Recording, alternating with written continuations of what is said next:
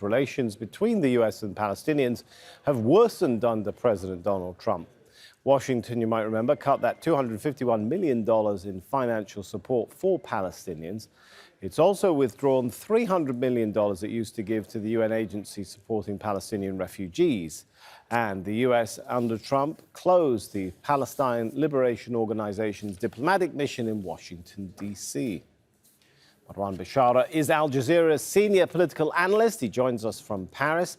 Marwan, how should we digest the apparent gap, if not contradiction, between what individual Arab countries said about the Trump peace plan and what they're collectively saying now in the Arab League?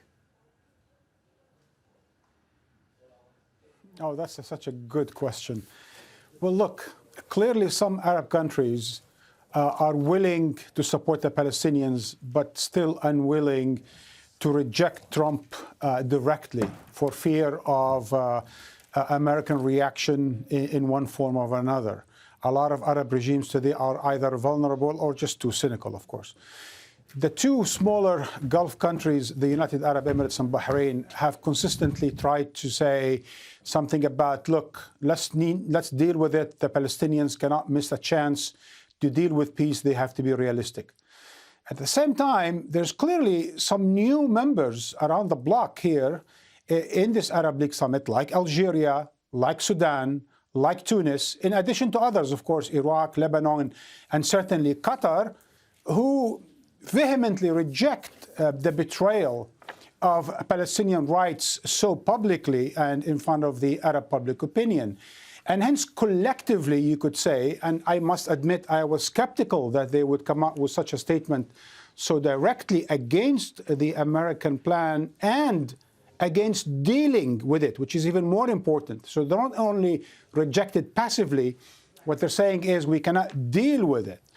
And that tells you, Sami, just how horrible this plan is. And of course, we've been saying for the last 2-3 days why this is, in fact, an Israeli radical plan repackaged as an American plan. And that stinks so much, that no Arab leaders could collectively stomach it. And hence, we see that collectively they reject it.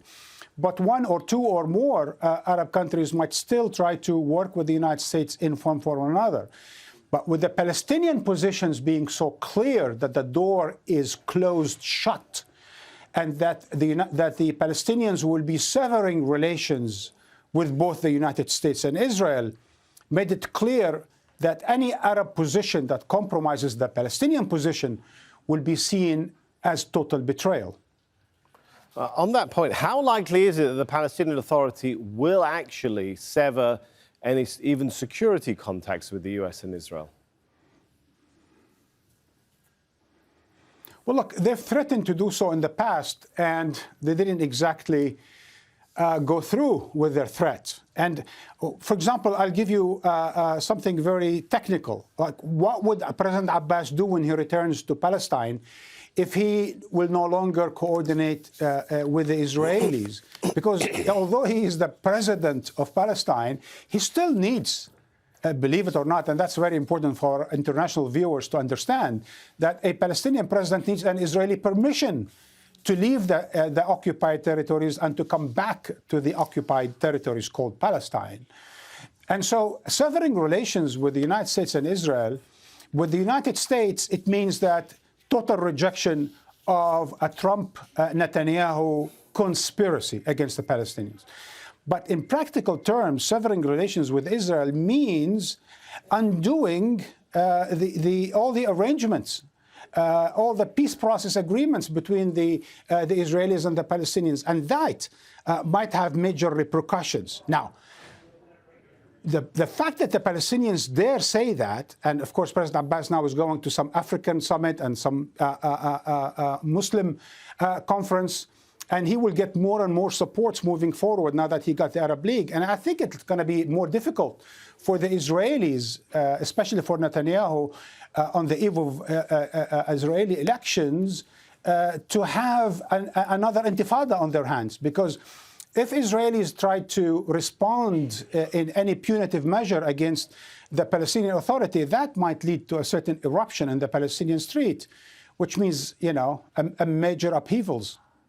Marwan Bishara there, some good analysis from Paris. Thanks for that.